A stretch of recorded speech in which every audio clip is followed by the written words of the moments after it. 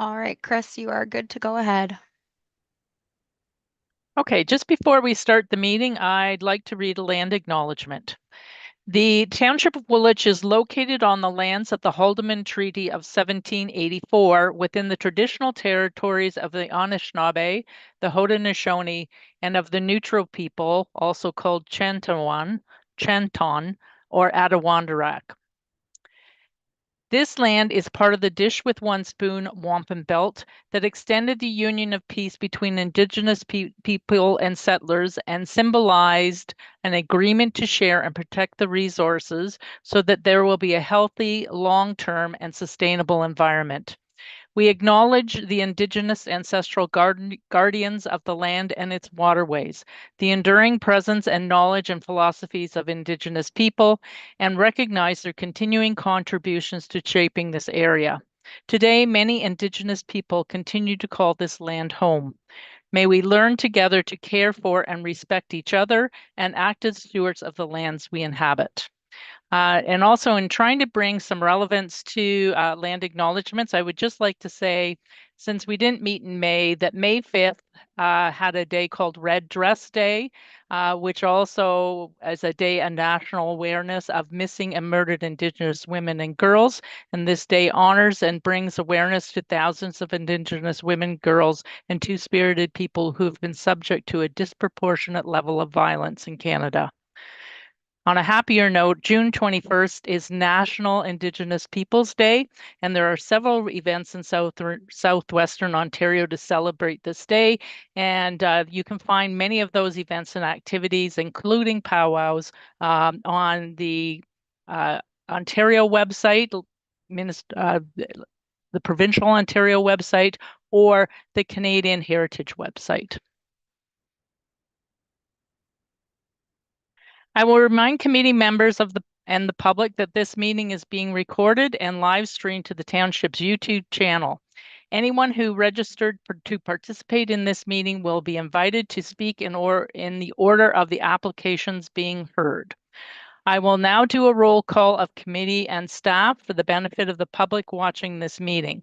When I call your name, please wave your hand at the camera and say here or present. I am Chris Fletcher and I'm present and chairing this meeting today. Committee members, Tim Cronin. You're on mute, Tim, but that's okay. Linda Dixon. Present. Steve Hartman. Here. And Jeremy Karn. Present. Sherwin Maloney, planner. Present. Stephen Dykstra, senior planner. Present. Aaron Wetzel, assistant secretary treasurer. Present. And Nancy Thompson, secretary treasurer. Present. I will now provide an explanation of the procedures for this meeting. Each application will be read by Erin, and she will ask each applicant to make a brief presentation not to exceed 5 minutes. The committee will be given an opportunity to question the applicant. Then the township will be given an opportunity to provide any comments they wish to with respect to the application. And again, the committee will be asked to make any comments or ask any questions. Any other person who is registered with the recording secretary and is wishing to address the applicant, either for or against, will then be given an opportunity to speak. Please make sure you have turned on your microphone and video and identify yourself clearly for the recording secretary. After everyone has had an opportunity to speak, the committee will make a decision on the application. Once discussions of your application is complete, please mute your microphone and turn off the video. You are free to leave the meeting at this time, or you may remain and listen to the balance of the applications.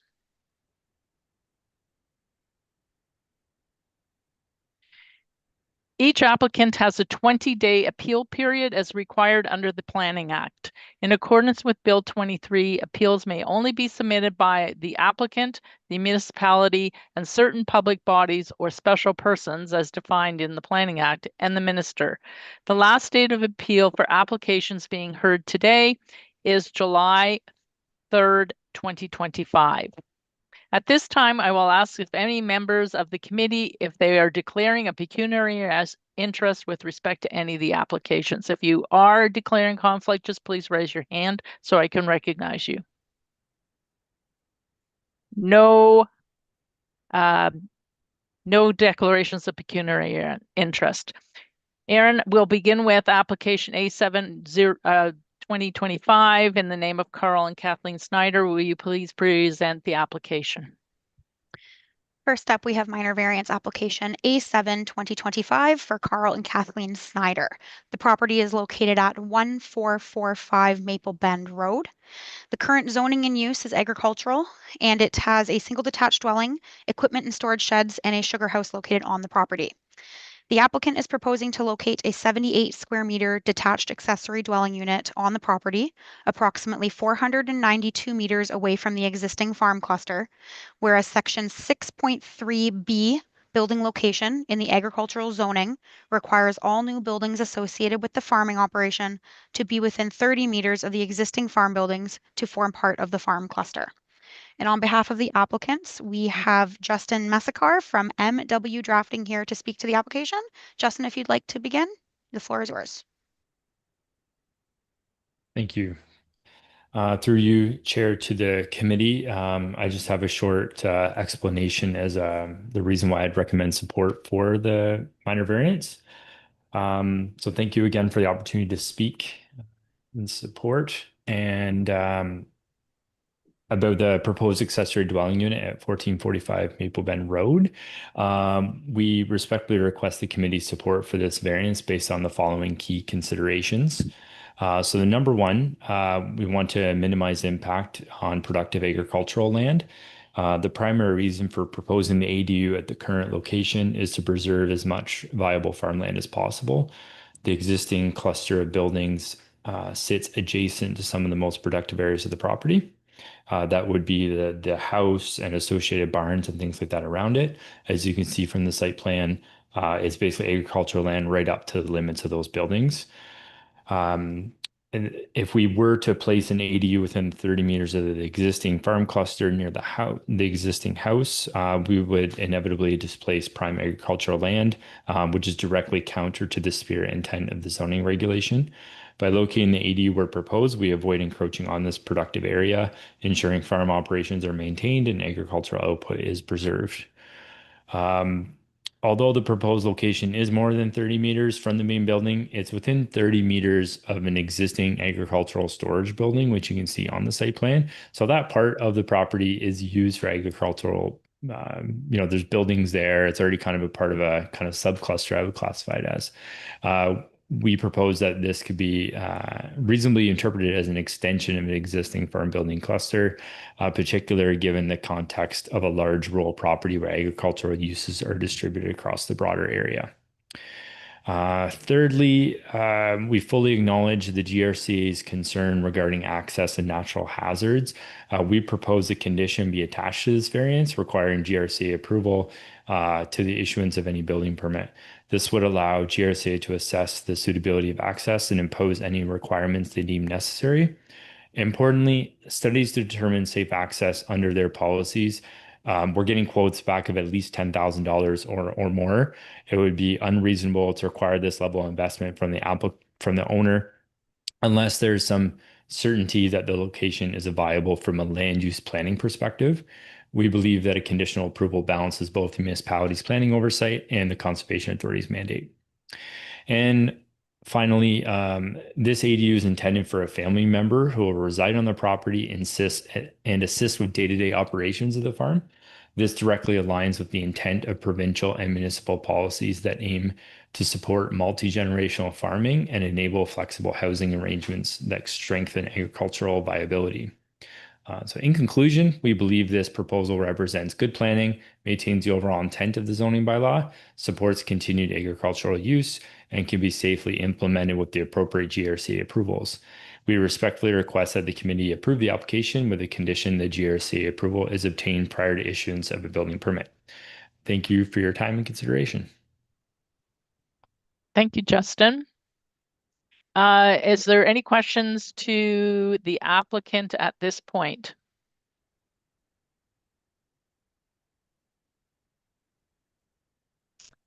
I see none. Aaron, do we want to proceed now with any comments from the township at this point? Yep, sure. So on behalf of the township, we have both Sherwin Maloney, who is a planner, and Stephen Dykstra, who is a senior planner.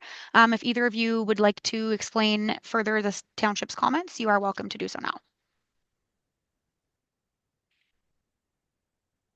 Hi, my name is Sherwin Melanie. I'm the primary planner on this file. So the comments I made in the report speak to what the provincial guidelines state that that a accessory dwelling unit is to be in close proximity to a principal dwelling. The application being brought forward does not meet that that criteria. Also, the applicant mentioned taking away productive farmland. It is the opinion of staff that there is still space with it near the principal dwelling that can accommodate an accessory dwelling without, or I should say, uh, at the same time minimizing the amount of agricultural land taken out of production. The proposed area where the accessory dwelling unit is being located, from a planning perspective, from a personal perspective, I understand the location. From a planning perspective, it's not sound planning in terms of it being it may hinder the future expansions of adjacent farmland within the area, and the intent of having clusters. The applicant also mentioned a subcluster. Well, that's the intent, is not to create subclusters, is to have one cluster, and that way that to control each cluster and have each farm cluster on individual lots, not impact each other in terms of agricultural expansion. And so that's basically the comments I made in my report. If you have any questions, I'm here to answer any questions. Any questions to Sherwin on this application from committee members? Linda Dixon and then Jeremy.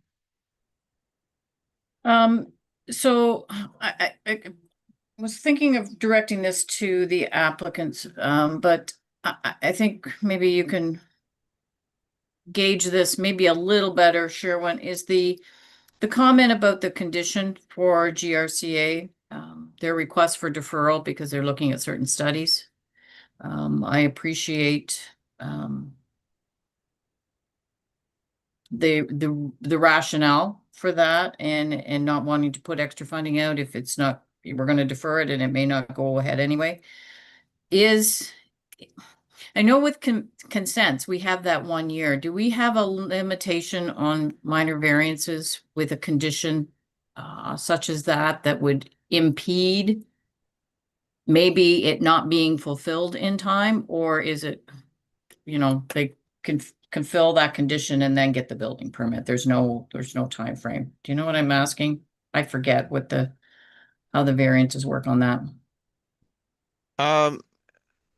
And maybe Stephen could speak more on this, but my understanding is, or should I say Nancy as well?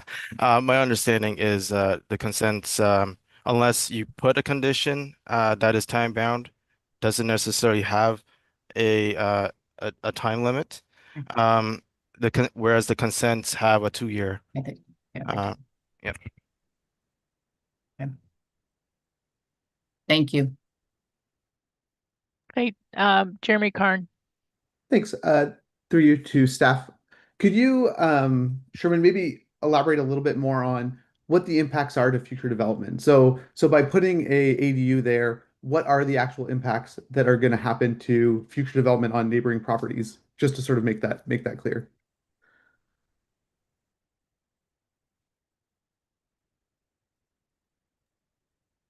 So I'm looking at there's the farm parcel in behind uh um 1445 Maple Bend.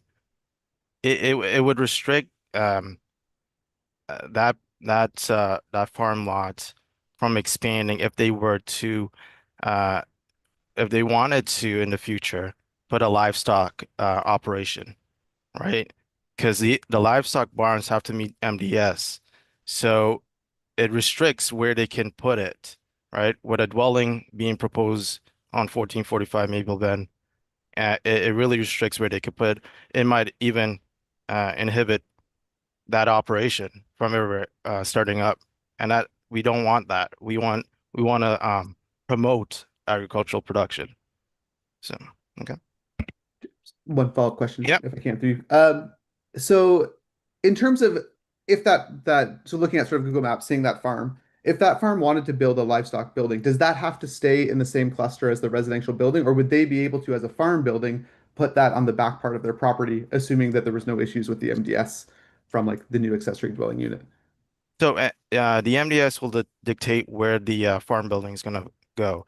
I'm just saying that if a dwelling were to be there, it just moves it further away from the cluster, the existing Right. cluster. So I'm just asking, is there any requirement for an agricultural building to be in the primary farm cluster of the property? So looking at that farm behind, there's already a house there. So is there already a requirement that an agricultural building has to be with that house? Or as an agricultural building, they could put that on anywhere on their farm that made sense?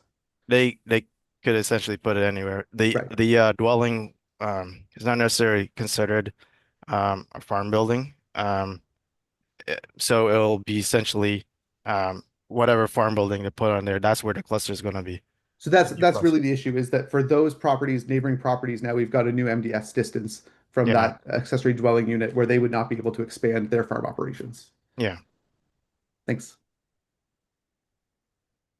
Okay, any further questions from committee members?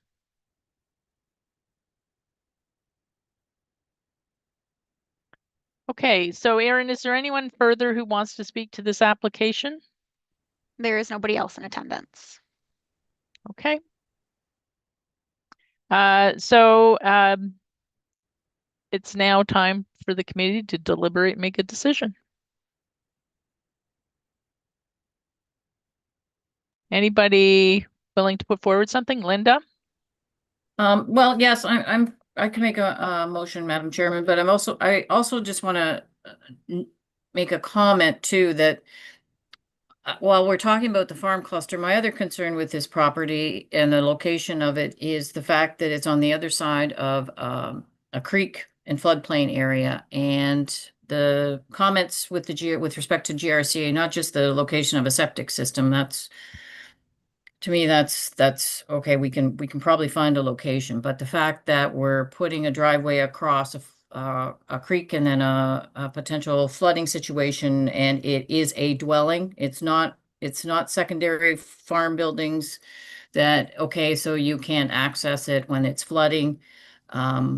It's the whole issue of having safe access for a dwelling unit, and I have real concerns with that. So at this point, unless I don't want to jump in and start a motion unless someone else has a comment, Madam Chairman, but I am prepared to make a motion. Any other comments before Linda puts a motion on the floor? Tim Cronin? Sorry, I just had to mute myself there. Yeah, I think it's my only comments. Part of this is servicing as well. So taking away the the servicing and where it goes. But if they ever wanted to service this property, it would involve a pole line back there. The distance would require for servicing it, and again access for the people going back there, because this if it's an additional dwelling unit, goes on beyond this this farm community for later on. So it's taking out of production for this particular area where I don't see it as being really high in production compared to the rest of the farm where they're proposing it. But it would take up additional farmland just to access it and to make the laneway serviceable. And if they decide to run power back there, I know they could go off grid but at some point, so there'd be other pressures to expand this to make it non-serviceable. So I'm with the plan that it should be clustered with the ADU should be clustered with the farm buildings in this case, just from a servicing point of view as well as a little bit. But I'm not as concerned. The farm use back there, yeah, that's limited priority farming as compared to what's up around the buildings. But you would lose out trying to service and access the property. Just a comment. Okay, any further comments before someone puts a motion on the floor? I'll come back to you, Linda. Stephen, you want to make a comment before? You're on mute, Steve. My apologies. Yeah, just before we vote, I know it's probably a very beautiful location, but I haven't been there, obviously. It's quite a ways from the road, but I have concerns with the GRCA for sure. I think that's very important. Thank you. Okay. Member Dixon. Okay, thank you, Madam Chairman. So I move that I'm not on mute, right? I'm okay. The You're minor okay. variance. Okay. The minor variance application A6/2025 for Carl Schneider concerning the property known municipally as 1445 Maple Bend Road to request relief from section 6.3B of the zoning bylaw to permit a detached accessory dwelling unit, ADU, to be 492 meters away from the existing farm cluster, whereas a maximum of 30 meters is permitted, be refused as it does not meet all four tests of a minor variance. Okay, seconder for the motion, please. Jeremy Karn. Any further discussion on the motion? All in favor? Opposed? That motion is carried. I'd like to remind the applicant that the last day of appeal expires on July 3rd, 2025. Thank you very much to the members and to the applicant for participating in the meeting. And please remember to mute your microphone and turn off your video at the end of this particular session, and as we proceed to the next application. So thank you very much, Justin, for your presentation. Thank you through the chair to the committee. Thanks for your time. Okay, thank you. We'll now deal with the consent application. Erin, if you could please provide some information for us. Yep.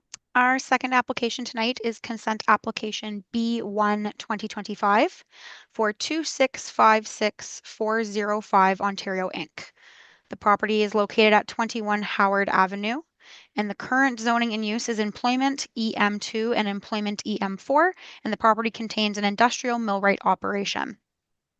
The applicant has submitted an application for an 8-meter wide blanket access easement over a portion of their property adjacent to Oriole Parkway East for maintenance requirements for underground utilities and services in favor of the lands located at 25 Industrial Drive.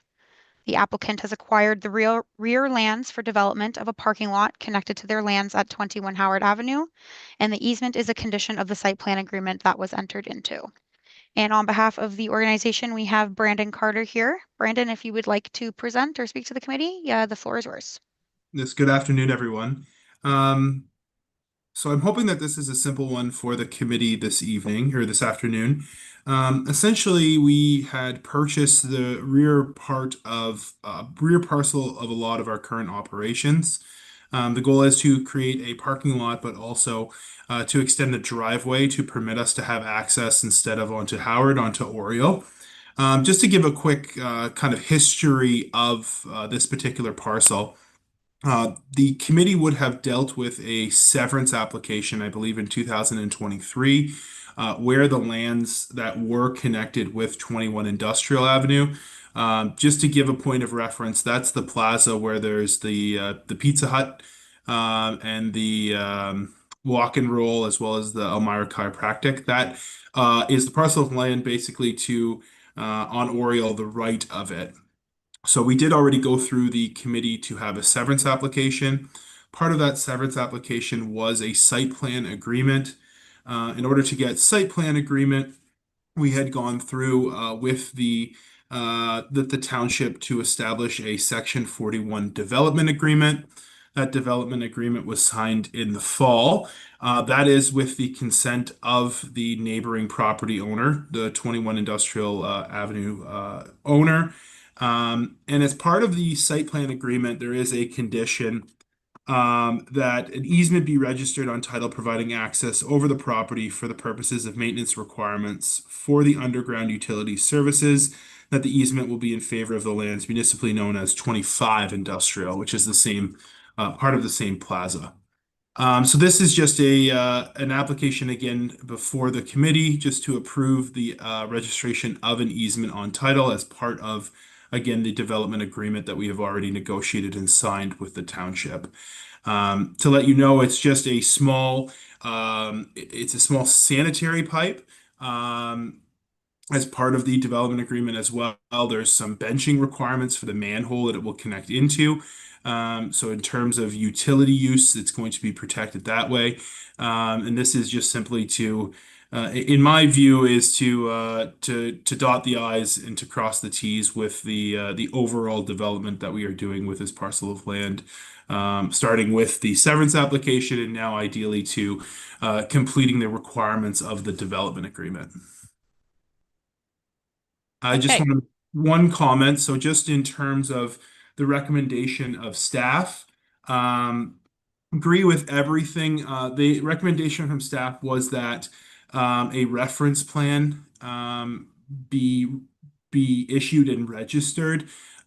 We don't see any specific requirement for with a reference plan. We would appreciate it if we could move forward without one.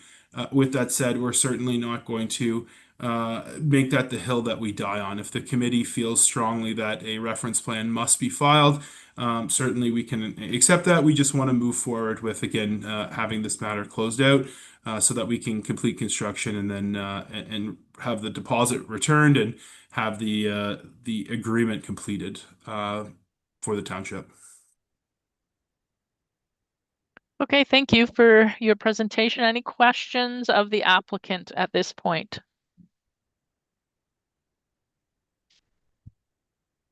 Don't see any hands. Staff from the township? Any presentation or comments? I have no further comments. Stephen, do you have any comments? No, I don't. I have one question, just as kind of as clarification with respect to Mr. Carter's proposal that we not require the reference plans. Any comments with respect to that? Sherwin or Stephen? Yeah, so we would require a reference plan because the area that they're asking to have an easement over is not identified on any reference plan. So as I had suggested to Brandon, either the easement is over the entire parcel, or it's over the parcel that was identified as part of where they just wanted it to be. So we would recommend, as per their suggestion, to have the easement over the part that they want to, which would require a reference plan. Thank you for that clarification. Nancy? Yeah, Chris, and I just add a little bit further, just in describing the easement, the easement does need to reference certain parts. So you can specifically identify where the easement is, or you have a blanket easement. It's a blanket easement over the entire parcel, or specifically to parts on a reference plan. Just an additional further clarification for registration purposes. Right. I Thank just you. wanted to make sure that staff had their opportunity to make a comment on that Perfect. before Thank we you. proceeded. Okay, so any further comments to staff from anyone? Tim Cronin. Yeah, just referencing Inova noted that they have a pole on the property there. Is that covered under an easement or anything, or is it just there because they have it there? And does that affect access because of it? Maybe Brandon can answer that. Yeah, if I don't want to step on anyone's toes, but to let you know, Member Cronin, there is an existing easement on the again the eastern part of that of the subject lands, which I believe is in favor of the township related to the Inova pole and some underground utilities. So then one easement doesn't affect the other one, though. It will keep it access, and both people can access the property as needed to cover their easements. Thank you. Any further comments, committee members? Questions? Okay, seeing nothing, how would the committee like to handle the application?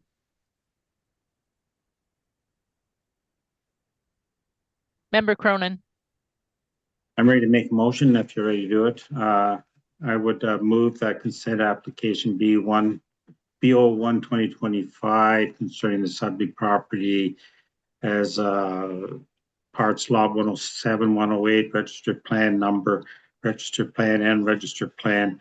Parts 1 and 2, known as 21 Howard Avenue, Elmira, to create a new easement over Part 2 on registered plan 58R21 754, measuring approximately 8 meters wide and having an area of 172 square meters in favor of the property. Municipal address is 25 Industrial Drive for the purpose of servicing and maintenance access be approved, subject to that the owner applicant provide a reference plan for the proposed consent to describe it and delineate the easement, which is acceptable to the township prior to it being deposited at the land registry office. Do I have a seconder for the motion? Stephen Hartman, thank you. Any further discussion on the motion, members? Seeing no hands, would you please vote? All in favor? Opposed? There should be no opposed because we all voted in favor. It's carried. So again, I would like to thank the applicant for their presentation and remind the applicant that the last day of appeal expires on July 3rd, 2025. Thank you for participating in the meeting, and please remember to mute and turn off your microphone as you leave this meeting. Thank you, Brandon. Thank you very much for your time. Goodbye. Okay, members, now we have an opportunity to review the minutes as circulated. They're the minutes from March 24, 2025. Seems like a long time ago because I wasn't there at that meeting. Can I have a mover that the minutes of the Committee of Adjustment meeting held March 24th, 2025 be approved? I would move. Linda Dixon and Stephen Hartman seconded. Any comments on the minutes? Good to go? Yeah. All in favor? Anyone opposed? Those minutes are carried. So, anything further to discuss at this meeting, members? Just I would just like to know if there's any applicants for July. Yes, there are. I don't have, oh, hold on. I have 3 applications for July, 3 variance applications. And can you Nancy, just just remind me what the date is of that meeting? July 7th. And Linda's not here, That's correct? right. Yeah. Thank you. Yeah. Thank you. Yeah. And I will not be able to, I will not have access to internet. Okay. Okay. At this point in time, are there any other members that are going to be away, or can everybody else attend? We're all good? Good. Okay. Good. Thanks. Thank you. Okay. Nothing further to discuss. Linda, do you have any other comments when I asked before, or is it only that you were going to be away? Oh, that I was, no, I was just, Yep, yeah, I was yep, just trying okay. to remind that I was not going to Okay. be here for July. Thank you. Okay. So thank you very much, everyone. I declare the meeting